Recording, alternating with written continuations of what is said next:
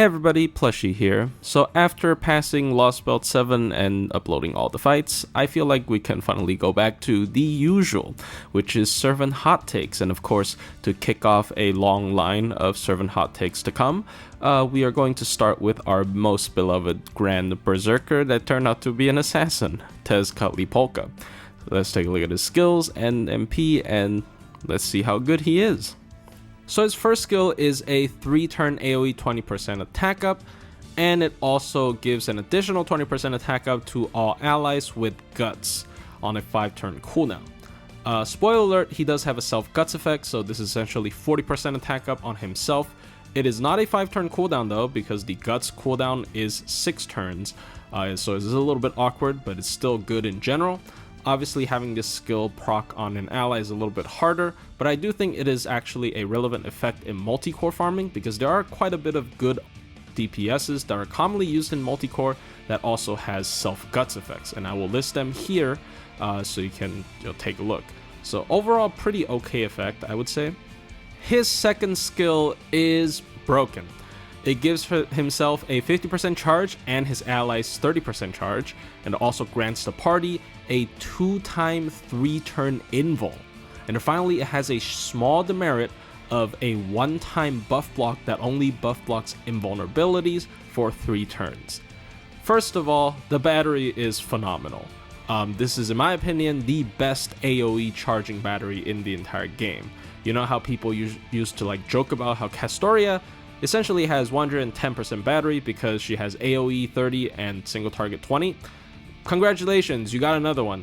He has the exact same numbers, it's just that the 20 has to be used on himself. This obviously makes him one of the best multi-core farmers in the entire game because 30 MP batteries just match up so well with other 20% effects such as a Pen 2 skills maxed out. And of course 50 MP battery on himself is also just really good as a arts looping farmer. The invul effect is a better illusion. I'm just gonna say it, in my opinion, it is a better illusion 99.5% of the time. It is a 2-hit, 3-turn invul for the entire team. You can basically use it like an illusion, which is using it 1 turn before the enemy MPs, but you will actually retain an additional hit of invul, and that can carry through the remaining 2 turns. Obviously, there are cases where this is going to be worse than illusion, but overall, I think at the very least it is comparable to illusion, which you gotta remember is tied to one of the best battery skills in the entire game, and it has the same cooldown, it's still 7 turns. And finally, it has a small demerit of a buff block to invuls for a single time. I think this demerit basically is non-existent. One, because it is only lasting throughout the duration of the invul skill itself, and 2, because he's an art servant, you're usually going to use Castoria with him, so Castoria can just purge this effect. The Solemn Defense actually does not get affected by this regardless because it's not an invul effect, and it also stacks with his invul, which is hit based as well. So you can do something like all the way back in the day when people put Volumen on Cool Alter so he can sort of preserve his evade. This kind of works the same with Castoria's MP. So overall, just super stacked skill, one of the most insane skills I've seen in a while.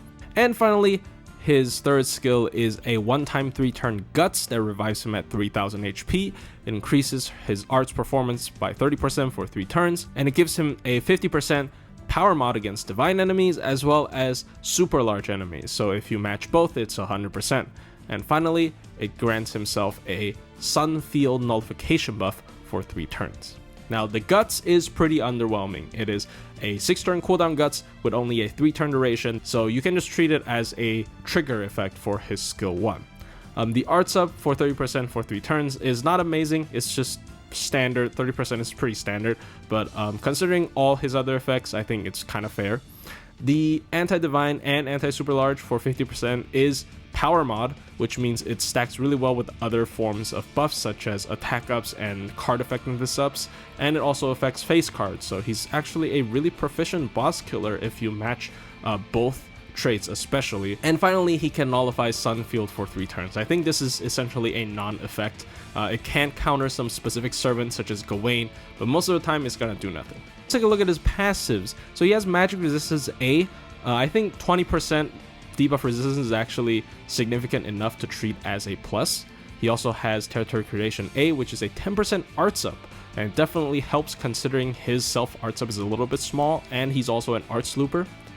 And he has Divinity, which basically does nothing. He also has a 10% Buster up, which I don't think is that significant because most of the time you do want to focus on his MP instead of face cards. And finally, he has a very unique passive where he boosts your Mystic Code effectiveness by 10%. It is multiplicative to all numbers, so let's say it is a 50% attack boost.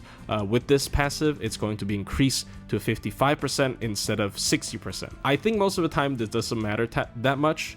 Especially on the battery like MP charge effects, this usually never matters.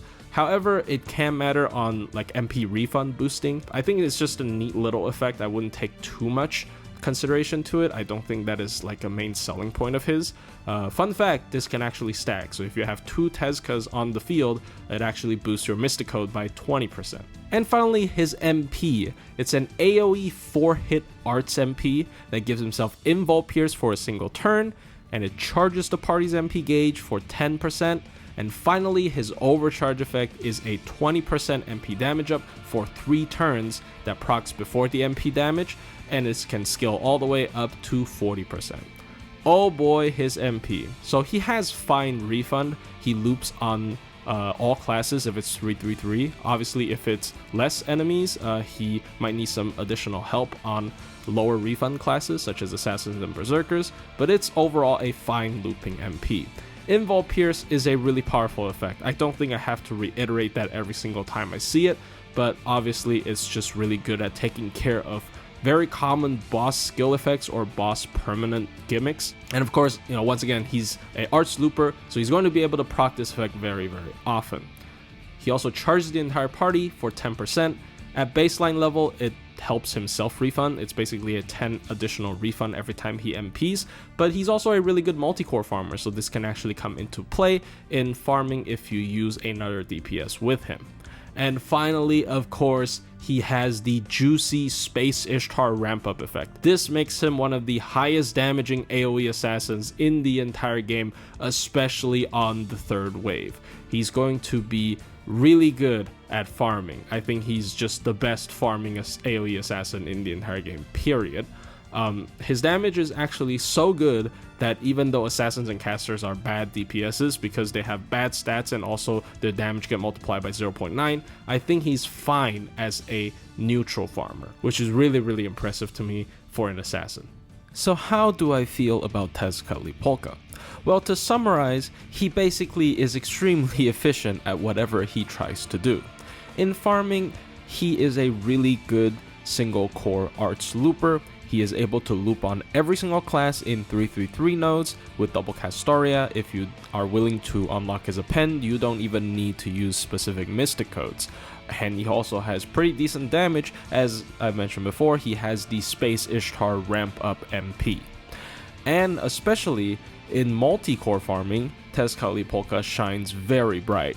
His insane AoE battery that charges his allies by 30 and himself by 50 allows him to fit into virtually any form of multi-core farming, no matter if you're putting in another AoE arts or another single target arts to deal with some nasty second wave single target enemies. Tezcatlipoca is perhaps one of the best farming servants overall. The only thing holding him back is the assassin damage mod. However, Tezcatlipoca has a lot of ways to make back that damage with his pretty strong self charisma at 40% attack up, and once again the ramp up MP damage effect. Tezcatlipoca's MP also charges the entire team for 10 MP whenever he MPs, so in single core, this helps him charge the MP gauge of the other 2 Castorias, allowing the 2 Castorias to also MP on the 3rd wave if you need bonus damage. And in multi-core farming, this effect especially comes into play as it can also charge your other DPS and allow them to MP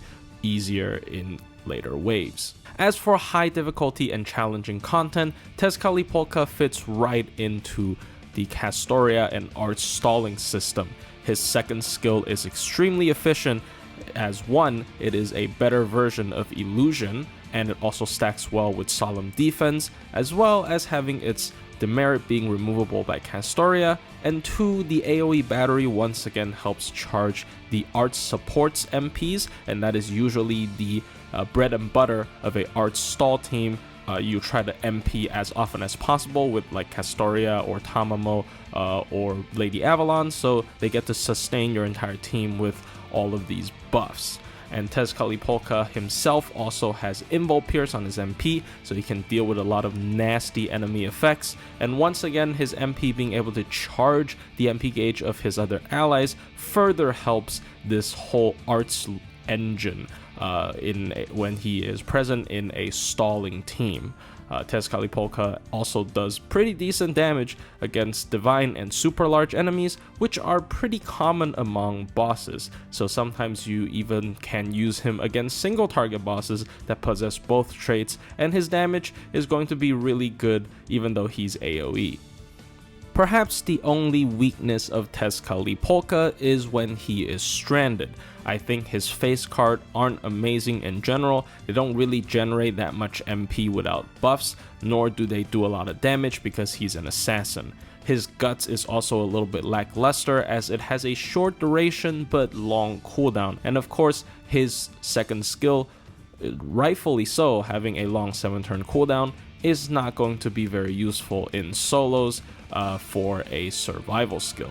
However, considering how he has this really defensive survival skill on his skill 2, and how he is inherently in the Arts type, which is a very defensive type with Castoria and a lot of healers like Proto Merlin and Tamamo, it's really hard to run him out of allies. And when he has allies, he's definitely going to buff them or benefit them in one way or another. In summary, Tezcatlipoca is a Space Ishtar tier AoE looper that has Invul Pierce on his MP, that also has Merlin's Illusion and Castoria's MP battery numbers. He is quite literally a jack of all trades and master of all. He is a very impressive servant.